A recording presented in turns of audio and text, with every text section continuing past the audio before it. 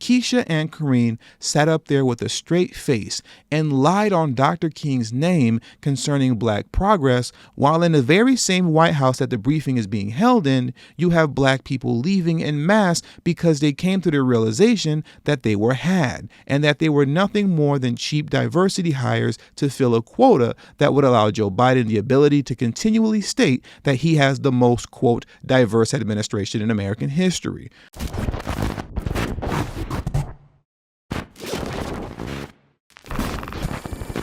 This past Friday, Karine Jean-Pierre brought out Keisha Lance Bottoms to speak on Joe Biden's upcoming visit, which has since passed, to Ebenezer Baptist Church where Martin Luther King Jr. once preached. During the briefing, it was stated that Biden would become the first sitting U.S. president to speak at a Sunday service. The president spoke with Senator Warnock last night. Senator Warnock has been the pastor since 2005 at Ebenezer.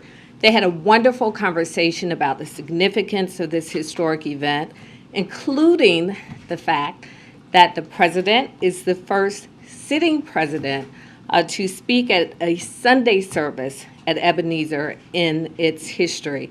This would have been Dr. King's 94th birthday. Now, what that means in the face of all of the ills plaguing the black community is a bit of a head scratcher, especially in the midst of reports coming out revealing that while the U.S. unemployment rate did fall in December, simultaneously it rose for black women. The unemployment rate fell in December for all U.S. workers except black women. While the headline hiring number came in much lower than expected in December, the overall unemployment rate dipped to 3.9% from 4.2% in November, the Labor Department reported. However, the unemployment rate for black women jumped to 6.2% last month from 4.9%, the only race and gender group whose unemployment rate worsened in December. For all black workers, the unemployment rate in December came in at 7.1%, more than twice that of white workers at 3.2%. The roughly 2-to-1 ratio for black versus white employment has been consistent throughout history, economists have found. Discrimination and occupational segregation and all sorts of other related factors have meant that outcomes for black workers are worse in the labor market than that for white workers, Gould said. That translates into historically a higher unemployment rate that's about 2 times that of white workers throughout the business cycle. Now that sounds pretty bad, but hey, at least Biden has become the first sitting U.S. president to speak at a Sunday service at Ebenezer Baptist Church. Nothing like good old-fashioned Democratic Party symbolism in the face of real black issues. Now, during the briefing, what stood out the most was the constant reference to how barriers have been broken for black women, despite what I just read, and how we are all the beneficiaries of King's dream. I know many of you had some interest here, so we wanted to make sure that she was here to answer any questions and to lay out why this day is going to be so important. I do want to say on a personal note, as black women, we have broken barriers. This church and the day honoring King are near and dear to both of our hearts. I know on a personal level, we are both looking forward to joining the president on this trip and being in what has been the epicenter of the movement from civil rights in this country for decades. As many of you all know, in Dr. King's I Have a Dream speech, he expressed many ideals that he would not live to witness. But I stand here, and many of you sit out there as beneficiaries of that dream, his sacrifice and service. So I am eternally grateful for that. What's odd is that these two will sit up there and say this with a straight face, as if there wasn't a mass exodus of black staffers from the White House 8 months ago. At least 21 black staffers have left the White House since last year or are planning to leave soon. Some of those who remain say it's no wonder why. They describe a work environment with little support from their superiors and fewer chances of promotion. The departures have been so pronounced that according to one current and one former White House official, some black aides have adopted the term Blacksit.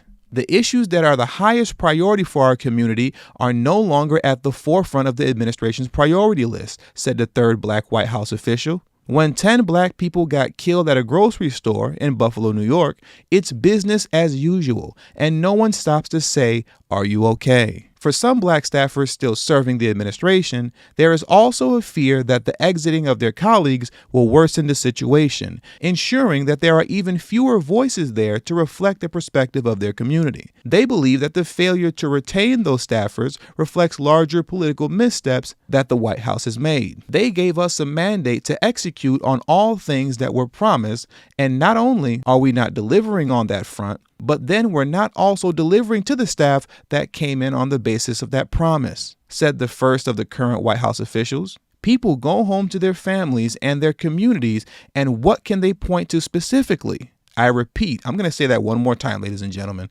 and I quote, people go home to their families and their communities, and what can they point to specifically? They can't even point to their own experiences as positive.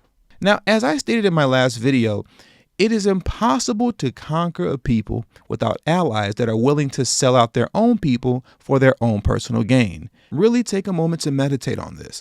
Keisha and Karine sat up there with a straight face and lied on Dr. King's name concerning black progress, while in the very same White House that the briefing is being held in, you have black people leaving en masse because they came to the realization that they were had and that they were nothing more than cheap diversity hires to fill a quota that would allow Joe Biden the ability to continually state that he has the most, quote, diverse administration in American history. All the while, black Americans continue to be the number one victims of hate crimes in the United States, while at the same time, it has been projected that the median wealth of black Americans will drop to zero in the next 30 years. But hey, at least Biden was the first sitting president to speak at Ebenezer Baptist Church. And with all that being said, that does it for today's video. So please make sure you hit the subscribe button as well as the bell notification next to the subscribe button so you can be notified whenever I release a new video. All social media links will be pinned in the comment section below. And also, please make sure you text tdhiphop to number 33222. That's tdhiphop to number 33222. That way you'll get a text notification whenever I release a new video, but it also serves as an insurance plan for myself. So in case YouTube ever gives me the axe, I'll be able to send you a direct link to where you can find me next. And last but certainly not least, for those of you who have a love and appreciation for the work that I put in on this channel, the number one way you can show your support is through Patreon. For only $3 a month, that will help put me in position to take TD Hip Hop Media off of YouTube. Remember, the goal is not to grow big on YouTube, but to grow independent of YouTube. And for those of you who have issues with joining Patreon, you can also hit the join button that's next to the subscribe button, and that way you can become an official channel member for as little as $3 a month as well. And lastly, if you haven't already, please make sure you join the emailing list. There is no way that I can go independent of YouTube if I cannot take the audience with me. And the link to that will be pinned in the comment section as well. Thank you for your time, and until the next video, peace.